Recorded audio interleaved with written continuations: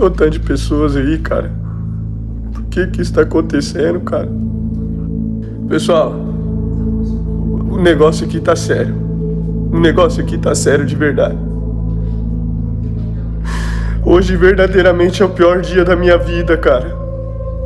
Verdadeiramente. Eu prometi pra vocês e pra todo mundo que eu nunca pediria desculpa pra criminoso ou perdão pra criminoso. Mas eu peço que o PCC poupe minha vida. Eu peço pra sintonia final do PCC que poupe minha vida. Não porque eu queira viver, irmão. Que eu preciso.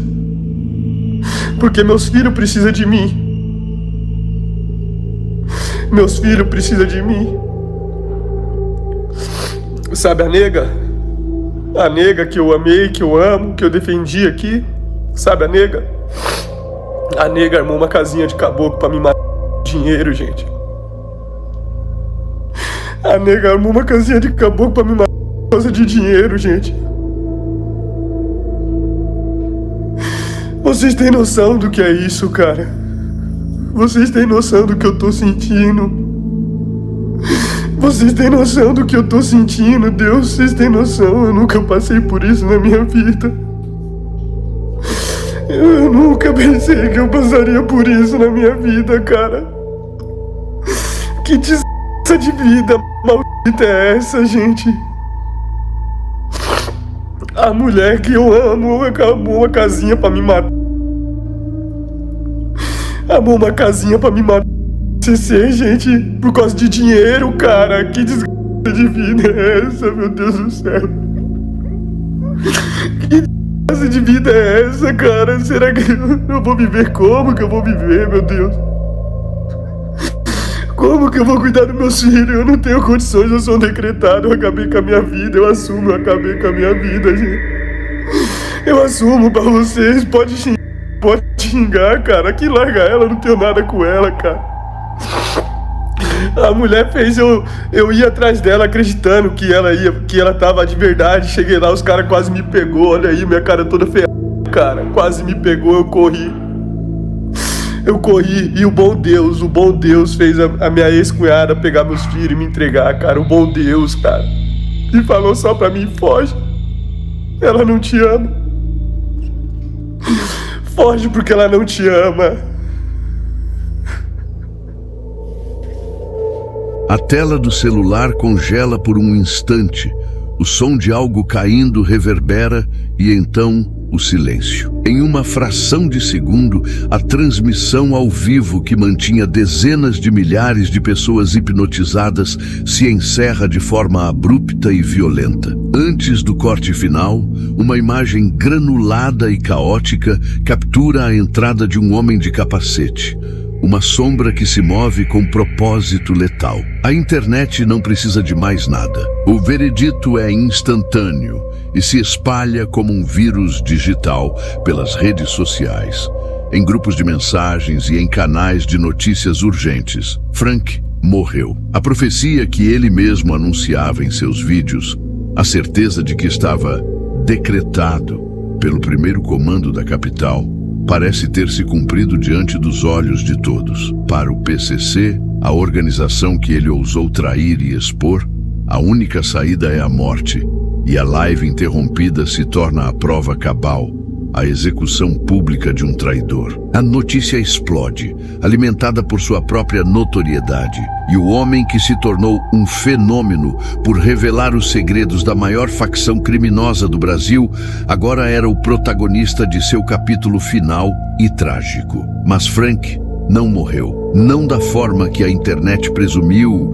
e que o PCC desejava. Horas depois do suposto atentado, ele ressurge em um novo vídeo desafiador, provando que seu coração ainda bate. No entanto, a verdade é muito mais complexa e sombria. O que morreu naquela noite e em todas as noites anteriores, desde que escolheu romper o pacto de sangue com a facção, não foi o homem de carne e osso. O que morreu foi o Frank que um dia teve um nome, uma identidade, o direito de caminhar sob o sol e a liberdade de sonhar com um futuro. Esse homem está morto e enterrado. Em seu lugar, nasceu um fantasma, uma entidade sem documentos, sem pátria e sem paz, condenado a uma existência clandestina por tempo indeterminado. A morte de Frank não foi um evento, mas um processo. Ele se tornou um homem morto para continuar vivo, trocando sua vida pela sobrevivência. Sua realidade agora é um exílio perpétuo, uma fuga desesperada pelas veias abertas da América Latina, pulando de país em país, sempre olhando por sobre o ombro. A caçada a Frank não conhece fronteiras porque o poder do PCC também não conhece. A organização que ele integrou em um alto posto como Sintonia, responsável por planilhas e dados sigilosos, evoluiu. Deixou de ser um problema de São Paulo para se tornar uma multinacional do crime, com tentáculos que se estendem por todo o continente, especialmente em países como Paraguai e Bolívia, que se tornaram santuários e centros logísticos para a facção. Para um homem como Frank, que não possui passaporte e carrega na mente os segredos que podem derrubar chefes e operações milionárias, cada fronteira é um obstáculo mortal e cada cidade uma armadilha em potencial. Ele se move nas sombras, utilizando a mesma expertise em clandestinidade que aprendeu dentro do crime para fugir de seus antigos irmãos. Cada dia é uma batalha de inteligência contra uma máquina de rastreamento humana e tecnológica que o conhece intimamente e que não perdoa. Ele dorme durante o dia e passa as noites em vigília, armado, esperando a invasão que ele sabe que mais cedo ou mais tarde pode acontecer. A morte do antigo Frank é, portanto, a condição para sua sobrevida precária. Ele é um espectro que assombra a facção com suas revelações e acusações, como as que fez contra figuras públicas e em casos de grande repercussão, usando a internet como sua única arma e escudo. Mas essa mesma exposição que lhe dá voz também pinta um alvo ainda maior em suas costas. Ele vive como um homem morto, porque essa é a única maneira de enganar a morte real. Sua saga não é apenas sobre um fugitivo, mas sobre a anatomia de um poder paralelo tão vasto que pode apagar um homem do mapa, mesmo que ele continue respirando. A questão que paira no ar não é se Frank morreu, mas por quanto tempo um fantasma consegue escapar de um império que jurou silenciá-lo para sempre. Antes de ser um fantasma digital caçado pela América Latina, Frank era uma peça fundamental na engrenagem invisível do primeiro comando da capital. Sua função não era no campo de batalha, com fuzis e confrontos, mas em um escritório clandestino, diante da luz fria de uma tela de computador. Ele era um sintonia, um termo que na estrutura corporativa do PCC designa um operador de alto nível,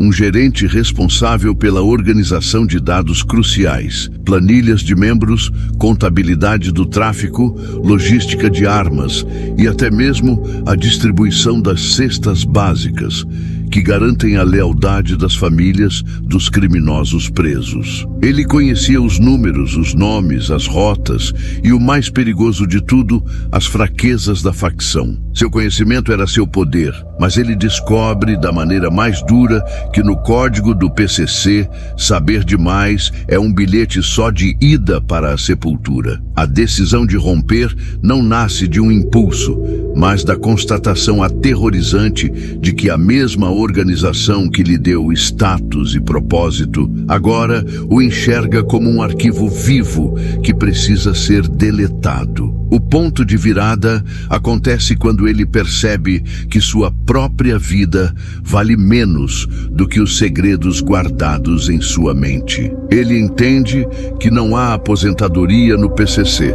A única porta de saída é a morte, e é nesse momento que ele decide não apenas sair, mas implodir o sistema por dentro, usando a única arma que a facção não podia controlar completamente: a internet. O nascimento do fantasma digital acontece em uma série de vídeos caseiros gravados com a urgência de quem sabe que tem pouco tempo. Frank não foge em silêncio. Ele faz o oposto. Ele transforma sua fuga em um espetáculo midiático, uma ofensiva de informações sem precedentes. Suas primeiras aparições são chocantes, com uma linguagem direta, sem filtros e carregada do jargão que aprendeu em anos de militância.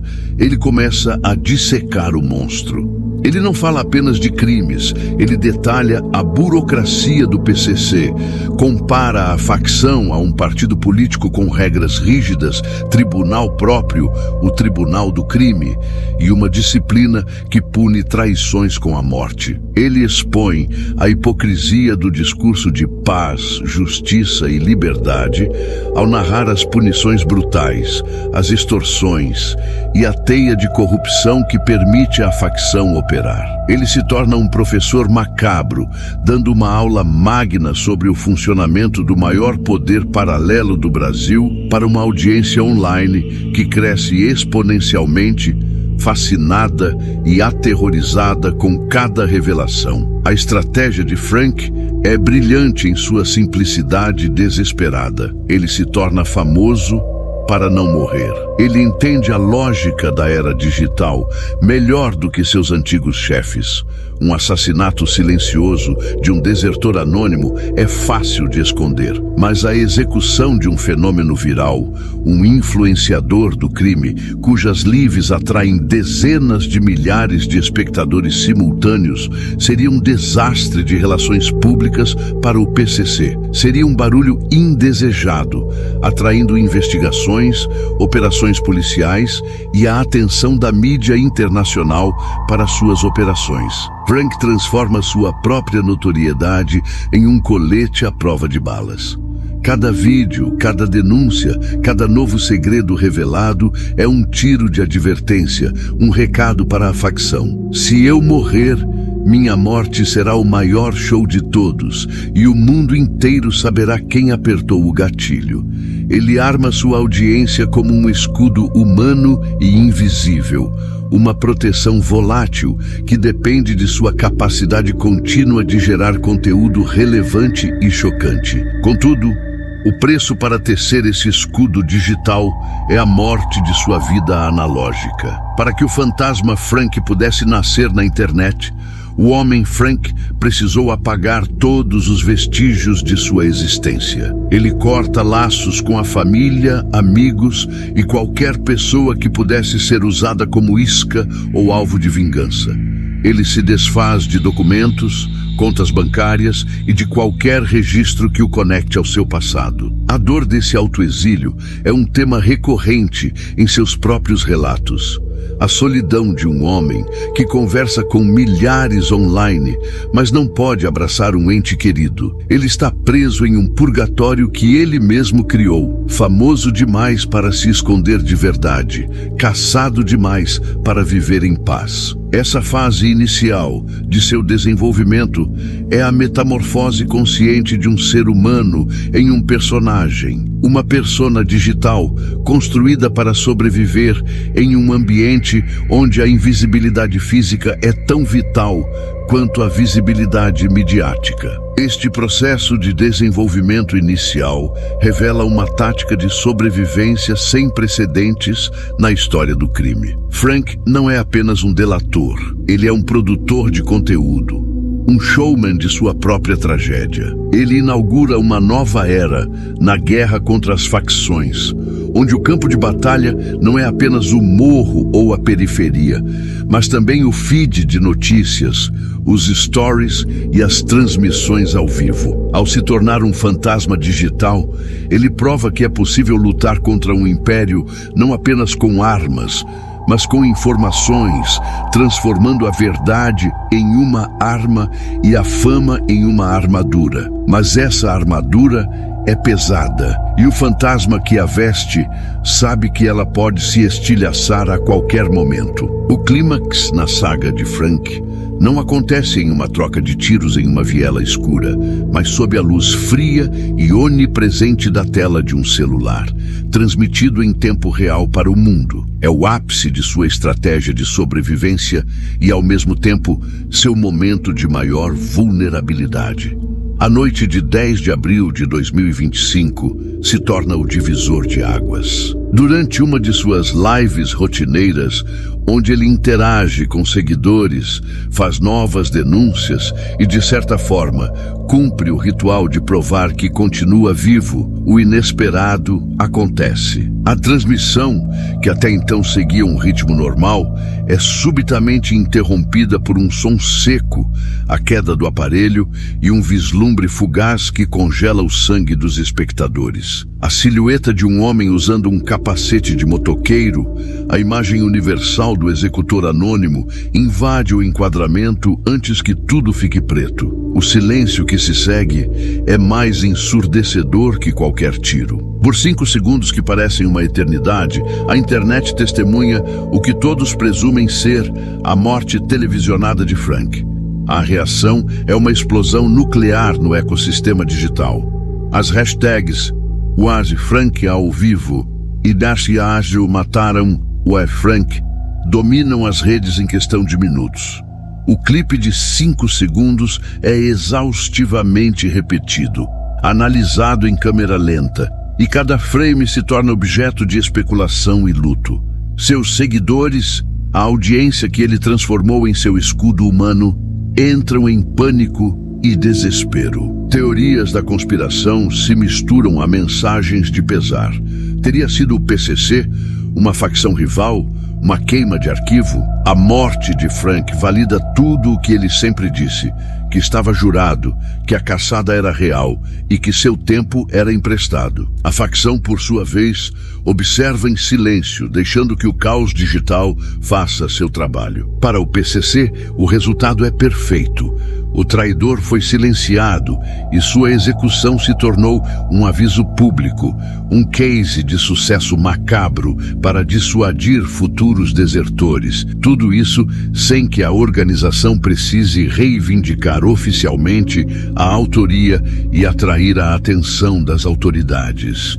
O fantasma digital que os assombrava parecia finalmente ter sido exorcizado. Mas o clímax tem um segundo ato, a reviravolta que ninguém esperava. Horas depois do pandemônio online, quando sua morte já era tratada como fato pela mídia e lamentada por seus seguidores, um novo vídeo surge. É Frank, visivelmente abalado, com a voz embargada, mas inegavelmente vivo. Ele relata, com a adrenalina ainda pulsando, a invasão, a fuga desesperada pelos fundos da casa, a corrida pela noite, enquanto deixava para trás o celular que transmitia seu fim prematuro. Dessa vez, quase me pegaram mesmo, ele admite, em uma frase que resume a fragilidade de sua existência. A ressurreição viral de Frank é ainda mais impactante que sua suposta morte. Ela o transforma de mártir em lenda. Se antes ele era o homem que denunciava o PCC, agora ele é o homem que sobreviveu a uma execução do PCC ao vivo. Sua credibilidade e sua notoriedade atingem um patamar estratosférico. O episódio que deveria ser seu fim se torna sua maior vitória propagandística. Ele prova, de forma dramática e incontestável, que a ameaça é real e que ele está, de fato, na mira da maior organização criminosa do país. Este ponto de virada, a morte e ressurreição em um intervalo de horas, cimenta o mito de Frank e redefine sua jornada. A partir daqui, ele não é mais apenas um ex-integrante que fugiu. Ele é um sobrevivente, um alvo que se move, um fantasma que se recusa a ser exorcizado. A tentativa de assassinato fracassada tem um efeito colateral devastador para o PCC. Ela legitima Frank. Todas as suas denúncias, que antes poderiam ser vistas com ceticismo por alguns, agora ganham o peso de uma verdade selada com uma tentativa de homicídio. Ele se torna mais perigoso vivo do que jamais seria morto. A fuga, que que antes era uma maratona solitária, agora se torna uma saga acompanhada por milhões, uma narrativa de suspense em tempo real. O clímax de sua história não é o fim, mas a radicalização de sua condição. Ele precisa mergulhar ainda mais fundo na clandestinidade, apagar seus rastros com mais afinco e entender que, após sobreviver à própria execução televisionada, a próxima tentativa da facção não terá o mesmo elemento surpresa. A caçada se tornaria ainda mais implacável.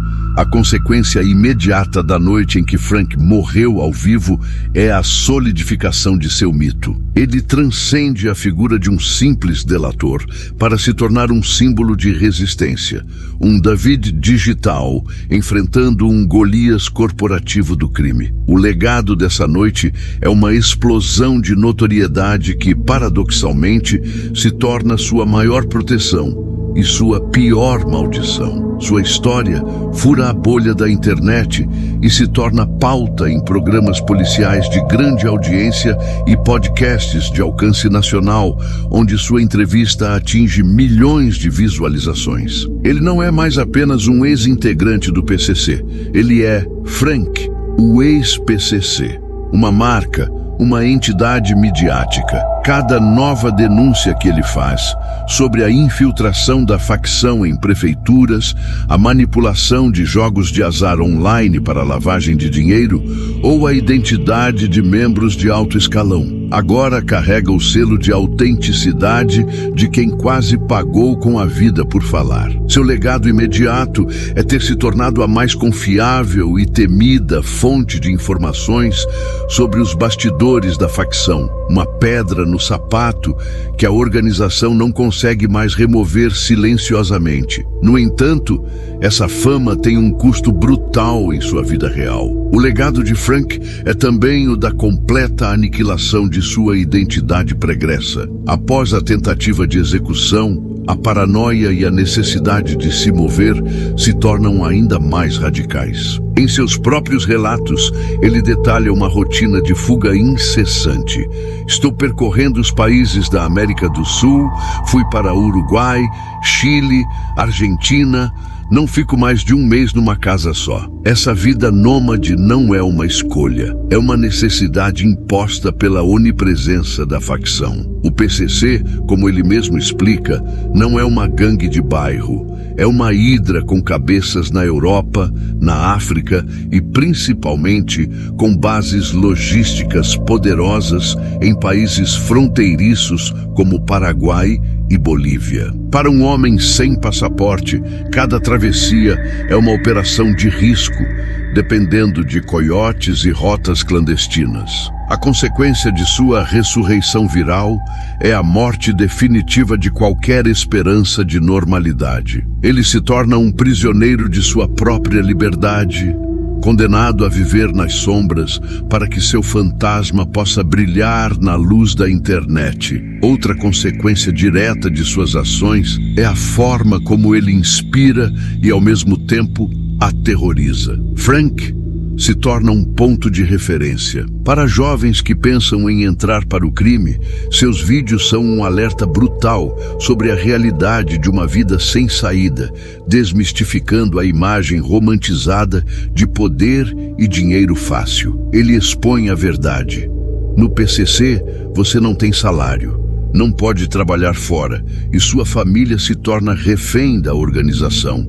Por outro lado, para os que já estão dentro e pensam em sair, sua saga é um conto de advertência sobre o preço da deserção. Ele prova que a única maneira de deixar o PCC é ser decretado, ou seja, ter a morte ordenada pela cúpula, tornando-se um alvo para qualquer membro da facção no mundo. Seu legado é, portanto, duplo. Ele é um farol de dissuasão para os de fora e um espectro de terror para os de dentro. A reflexão sobre as consequências de sua jornada revela a anatomia de uma guerra moderna. Frank, com nada além de um celular e uma conexão de internet, consegue causar mais danos estratégicos à reputação e à estrutura do PCC do que muitas operações policiais. Ele expõe a estrutura política da facção, suas alianças, seus métodos de intimidação e seu desprezo pela vida de seus próprios integrantes. O legado de Frank é ter criado um novo manual de guerra informacional contra o crime organizado. Ele percebeu que a moeda mais valiosa do século XXI não é a bala, mas a atenção. E ao capturar a atenção de milhões, ele construiu para si um escudo feito de olhos e ouvidos. Uma armadura digital que o mantém vivo. Contudo, essa armadura é frágil e o homem por trás dela sabe que o império que ele desafia tem paciência e recursos quase ilimitados. A paz para Frank não existe. Existe apenas o próximo esconderijo, a próxima transmissão, a próxima noite em que ele precisa sobreviver. Hoje, a conclusão da saga de Frank é a imagem de um homem aprisionado por sua própria criação. Ele vive. Mas a que custo? A figura que ele construiu na internet, o ex-PCC que sobreviveu à própria execução e que peita a maior facção do país, se tornou maior que o homem por trás dela. Frank hoje é um nômade digital e físico, cuja localização exata é seu segredo mais valioso. Relatos o situam em diferentes momentos no Uruguai, Paraguai ou Argentina, mas a verdade é que seu endereço é um movimento constante. Ele continua a fazer suas lives, a dar entrevistas para grandes canais e a soltar informações que abalam as estruturas do poder, como quando detalha os planos de execução de autoridades ou aponta a Embaixada Santista como o verdadeiro quartel-general financeiro do PCC. Cada uma dessas ações reforça sua armadura digital, mas ao mesmo tempo adiciona mais um cadeado à sua prisão real. Ele não pode voltar, não pode parar e não pode ser encontrado. O paralelo com o presente é a própria natureza da guerra de informações na qual vivemos. Frank é um exemplo extremo de como a identidade digital pode se sobrepor e aniquilar a vida física. Ele é um influenciador, mas o produto que ele vende é sua própria desgraça, a narrativa de sua caçada. A cada unfollow que a facção tenta dar nele com uma bala, sua base de seguidores aumenta, criando um ciclo bizarro onde sua relevância depende diretamente do perigo iminente que ele corre. Ele se tornou o personagem principal de um reality show sobre sua própria sobrevivência, onde a audiência torce por ele, mas também consome sua angústia como entretenimento. A conclusão é que ele alcançou o que queria. Tornou-se famoso demais para ser assassinado em silêncio. Mas o preço foi uma vida onde cada nascer do sol é uma vitória incerta. E cada notificação no celular pode ser um novo fio de esperança ou uma nova ameaça. A reflexão final sobre o estado de Frank hoje nos leva a confrontar a realidade do que significa deixar o crime. A história dele desmantela a fantasia de redenção. Para organizações como o PCC, não existe ex-membro, existe traidor. O caso de outros delatores, como Vinícius Gritzbach, executado a sangue frio em um aeroporto após colaborar com a polícia, serve como um lembrete macabro do destino que o PCC reserva aos seus desertores. Frank sabe disso. Ele escolheu um caminho diferente. Em vez da proteção do Estado, que se provou falha para outros, ele buscou refúgio na proteção da massa na opinião pública. Ele vive em um limbo. Não é mais um criminoso ativo, mas também não é e nunca será um cidadão comum. Ele é um homem fronteira, um espectro que habita o espaço cinzento entre a lei e o crime, entre a vida e a morte. Um homem que precisou morrer simbolicamente para não morrer de fato. A história de Frank nos força a fazer uma pergunta fundamental. O que acontece quando a única forma de sobreviver é se transformar em um personagem? A saga dele é um espelho da nossa era. onde a fama pode ser um escudo, mas também uma jaula. Se você acredita que histórias como a dele precisam ser contadas para expor a verdadeira face do crime organizado e para alertar jovens sobre esse caminho sem volta, inscreva-se no canal. Queremos saber sua opinião. A estratégia de Frank é um ato de coragem genial ou um beco sem saída desesperado? Deixe seu comentário e participe do debate. Sua voz ajuda a manter essa discussão viva e a dar força para que a verdade, mesmo que perigosa, continue sendo dita.